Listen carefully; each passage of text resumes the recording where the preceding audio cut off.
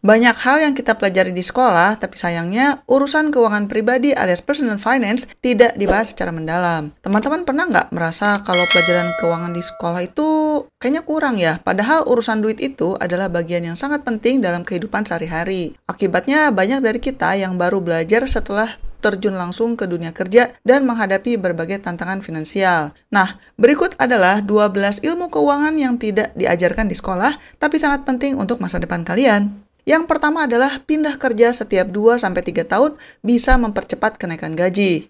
Banyak orang yang berpikir bahwa loyal pada satu perusahaan adalah kunci sukses. Tapi kenyataannya, buat mereka yang berani pindah kerja, katakanlah tiap 2-3 tahun, biasanya mengalami akselerasi gaji yang lebih cepat. Hal ini dikarenakan perusahaan baru cenderung menawarkan kenaikan gaji yang lebih signifikan dibanding kenaikan tahunan di perusahaan lama. Selain itu, dengan pindah kerja, teman-teman bisa mendapatkan pengalaman baru, memperluas jaringan, dan meningkatkan skill. Setiap perusahaan punya budaya dan tantangan yang berbeda, sehingga kalian juga akan tumbuh lebih cepat secara profesional. Tentunya keputusan seperti ini harus dipertimbangkan matang-matang. Jangan juga sampai asal pindah tanpa alasan yang jelas. Pastikan teman-teman sudah mendapatkan manfaat maksimal di tempat lama sebelum melangkah ke tempat baru. Pelajaran yang kedua adalah pentingnya pekerjaan atau usaha sampingan. Mengandalkan satu sumber penghasilan sangat berisiko, apalagi di zaman sekarang yang serba tidak pasti. Sebaiknya teman-teman mempertimbangkan punya pekerjaan sampingan atau usaha sampingan. Selain menambah pemasukan, ini juga bisa jadi penyelamat kalau sewaktu-waktu terkena PHK atau ada masalah di pekerjaan utama. Usaha sampingan gak harus langsung besar sih, bisa mulai dari hal kecil yang sesuai dengan minat atau keahlian kalian. Misalnya aja jualan online, freelance, jualan di Car Free Day, atau bahkan investasi kecil-kecilan. Dengan punya sumber penghasilan tambahan, teman-teman jadi bisa lebih tenang dan punya cadangan dana untuk kebutuhan mendesak. Selain itu, kalian juga bisa belajar banyak hal baru yang mungkin tidak didapatkan di pekerjaan utama. Pelajaran yang ketiga adalah hindari lifestyle inflation. Seringkali ketika penghasilan naik, gaya hidup juga ikut naik. Teman-teman jadi misalnya lebih sering makan di restoran mahal, beli gadget baru, atau liburan ke luar negeri. Ini disebut juga sebagai lifestyle inflation. Kalau kita nggak hati-hati, kenaikan penghasilan itu tidak akan terasa karena semuanya habis untuk memenuhi gaya hidup yang semakin mewah. Akhirnya tabungan dan investasi tetap segitu-segitu saja, bahkan bisa jadi utang yang bertambah. Supaya keuangan tetap sehat, biasakan untuk tetap hidup sederhana meskipun penghasilannya naik. Sisihkan sebagian kenaikan gaji untuk tabungan atau investasi dan bukan untuk menambah pengeluaran konsumtif. Pelajaran yang keempat adalah lakukan investasi secara rutin meskipun jumlahnya kecil. Banyak yang berpikir investasi itu harus dengan modal besar. Padahal investasi zaman sekarang bisa dimulai dengan nominal yang kecil, yang penting rutin. Teman-teman bisa mempertimbangkan invest di reksadana, emas, atau saham dengan nominal yang terjangkau. Konsistensi jauh lebih penting daripada jumlah besar di awal. Dengan investasi rutin, teman-teman akan merasakan efek compounding atau bunga berbunga yang sangat menguntungkan dalam jangka panjang. Jangan tunggu sampai punya uang banyak baru mulai investasi. Mulai saja dari sekarang meskipun kecil. Lama-lama insya Allah hasilnya akan terasa dan bisa menjadi penopang keuangan di masa depan. Pelajaran yang kelima adalah pentingnya pergaulan. Lingkungan pergaulan itu sangat mempengaruhi kebiasaan dan pola pikir kita, termasuk dalam hal keuangan. Kalau teman-teman sering bergaul dengan orang-orang yang boros, suka foya-foya, atau nggak peduli dengan masa depan finansial, lama-lama kalian bisa ikut terbawa. Tanpa sadar, pengeluaran jadi membengkak hanya demi menyesuaikan gaya hidup teman-teman yang lain. Sebaiknya kita punya lingkaran pertemanan yang sadar akan pentingnya menabung, investasi, dan hidup sederhana. Karena dengan begitu, kita akan lebih termotivasi untuk melakukan hal yang sama. Saling mendukung dan juga berbagi tips keuangan bisa membuat perjalanan finansial jadi terasa lebih ringan dan menyenangkan. Jadi, sebisa mungkin coba pilih lingkungan pergaulan yang positif dan mendukung tujuan keuangan kalian.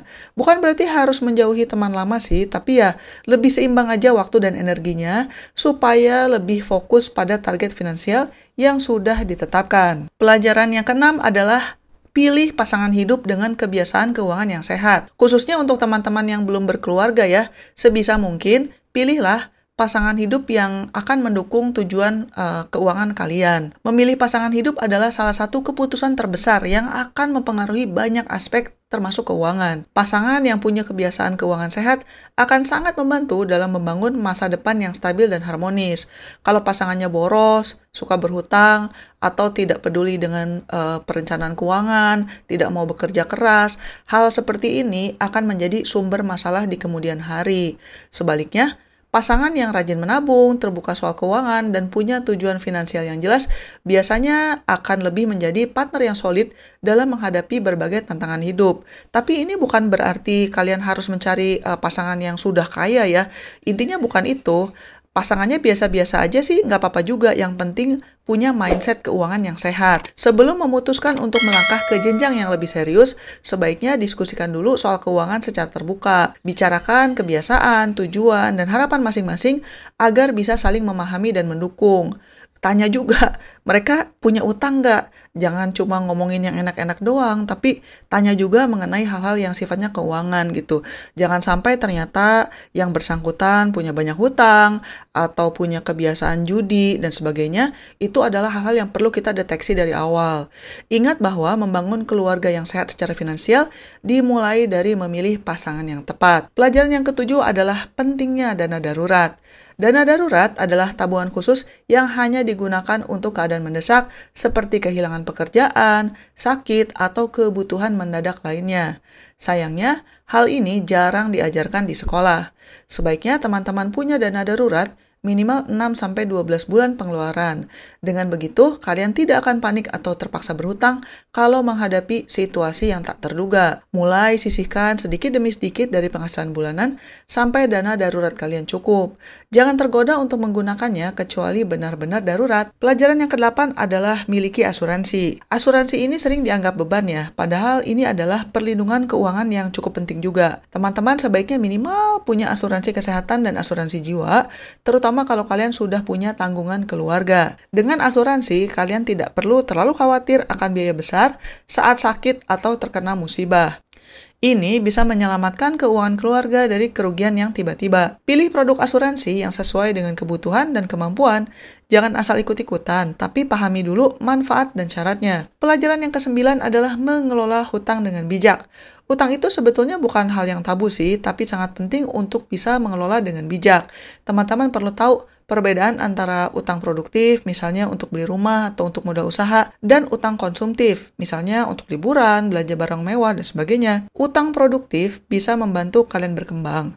Tapi kalau utang konsumtif itu akan menjadi beban. Pastikan cicilan hutang sebisa mungkin tidak lebih dari 30% penghasilan bulanan. Selain itu, usahakan untuk membayar hutang tepat waktu agar tidak terkena bunga atau denda yang memberatkan. Dan sebisa mungkin hindari utang konsumtif. Dan pelajaran yang ke-10 adalah pentingnya mencatat pengeluaran. Mencatat pengeluaran mungkin terdengar sepele, tapi ini sangat membantu teman-teman mengontrol keuangan.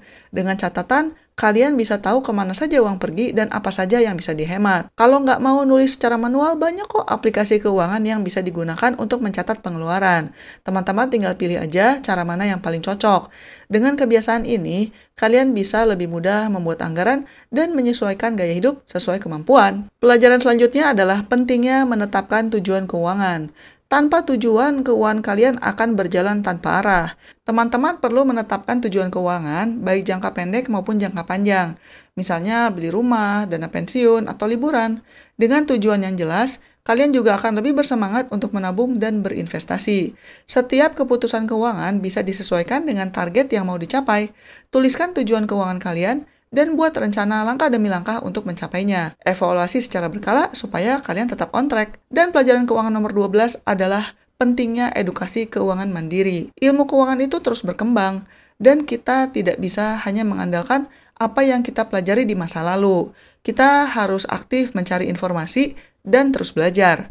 Bisa dari nonton YouTube, bisa baca buku, ikut seminar, atau diskusi dengan orang-orang yang lebih berpengalaman. Semakin banyak pengetahuan, semakin baik juga cara kalian mengambil keputusan. Jangan ragu untuk bertanya atau mencari mentor.